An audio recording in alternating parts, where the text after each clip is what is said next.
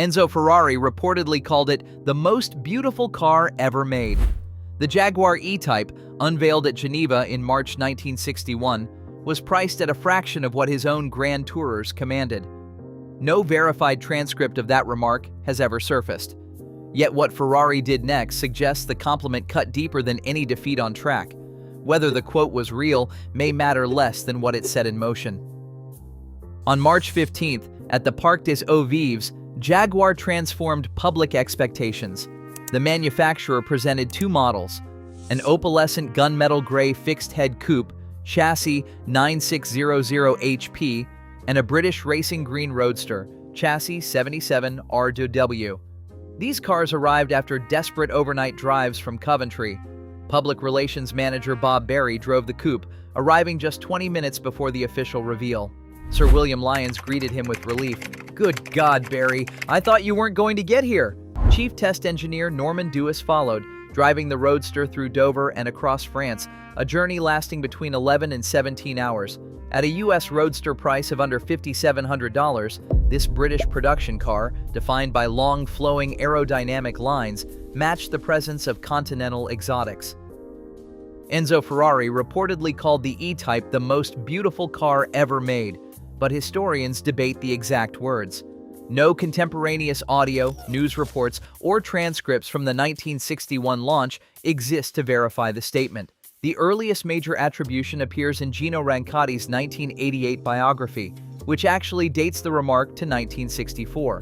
Jaguar test driver Norman Dewis later recalled a longer version, adding that Ferrari lamented the car's lack of an Italian badge.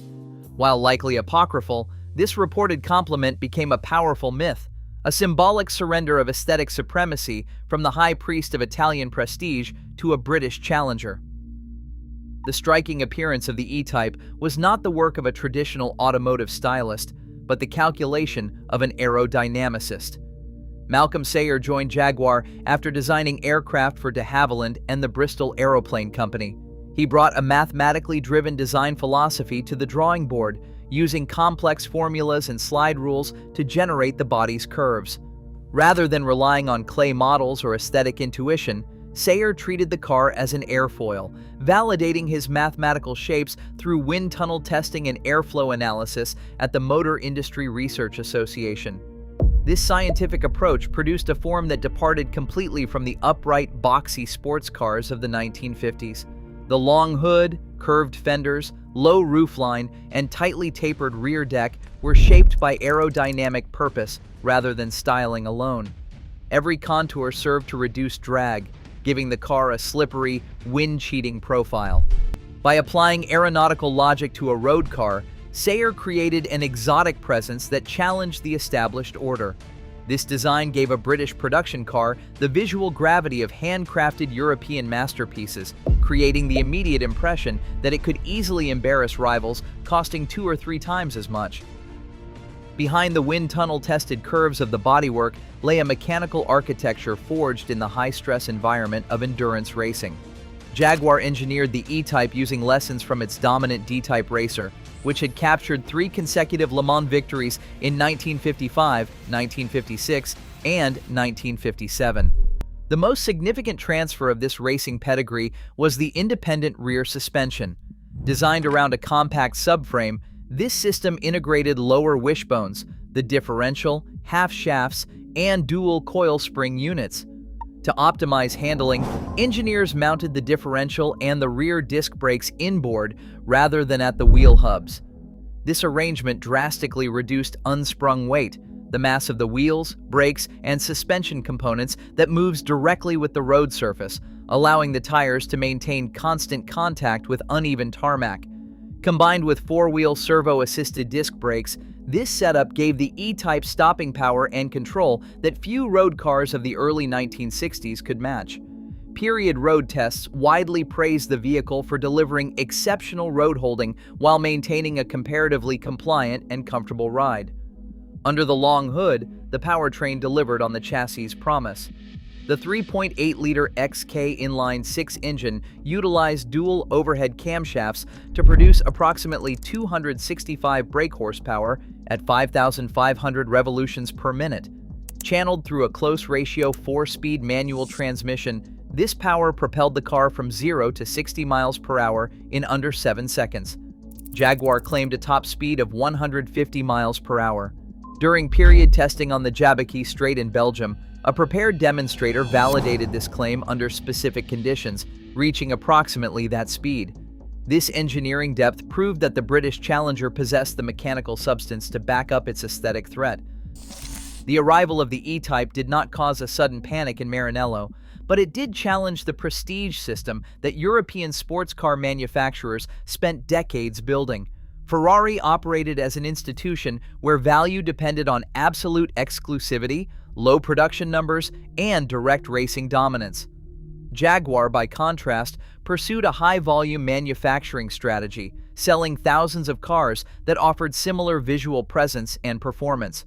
This contrast created a broader contest between British volume engineering and Italian limited-run craftsmanship, with Aston Martin occupying a middle ground of high-priced British luxury. Ferrari met this evolving environment with its own rapid succession of Grand Tourers throughout the 1960s. Between 1962 and 1963, the manufacturer developed the 250 GTO, a homologation special built to secure GT racing dominance. While the GTO focused on the track, the 330 series, running from 1963 through 1971, brought larger 4-liter V12 engines and increased luxury to the road-going lineup. Following this, the 275 GTB debuted in 1964, utilizing a transaxle layout and independent rear suspension to deliver refined performance until 1966. The decade of front-engine development culminated in the 365 GTB for Daytona, produced from 1968 through 1971, which adopted sharp, angular proportions to assert Ferrari's performance supremacy. This continuous model development protected the core values of the Ferrari brand: speed, rarity, and design leadership. Critics and historians often debate whether these cars were direct reactions to the E-Type. To date, no surviving factory memo or document exists showing that Enzo Ferrari ordered any of these models solely to defeat the British Challenger. The historical record indicates a more complex reality. Instead of a single targeted revenge project, Ferrari responded to a decade of continuous competitive pressure.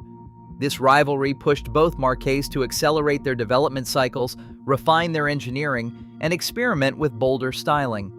Rather than a direct confrontation, the presence of the E-Type helped redefine what the world expected from an exotic sports car, raising the standards of performance and design for the entire industry.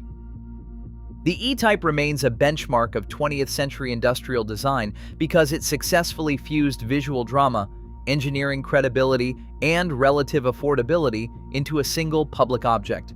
Malcolm Sayers' mathematical methodology did not end with the road car. His aerodynamic principles directly shaped the experimental low-drag coupe and the aluminum-bodied lightweight E-Type, proving that the underlying science could adapt to pure competition.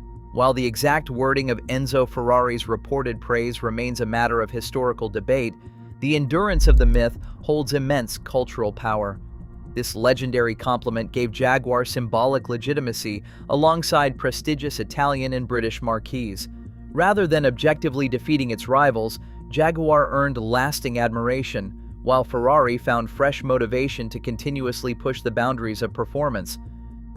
Today, that clash still shapes the automotive landscape. The E-Type proved that breathtaking beauty and genuine performance did not require an elite pedigree or an unattainable price.